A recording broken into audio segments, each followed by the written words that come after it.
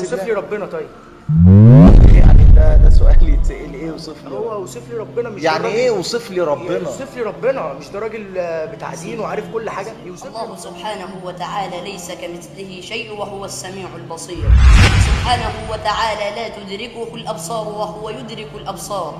فالله تبارك وتعالى جل عن الشبيه، جل عن المثيل، جل عن النظير، فلا كفء له ولا ند له ولا ولد له ولا والد له ولا والدة له.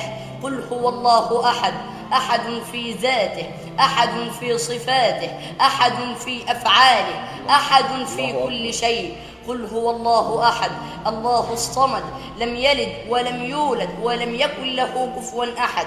فلا تمثل ولا تفكر ولا تتخيل، فكل ما دار ببالك فالله بخلاف ذلك.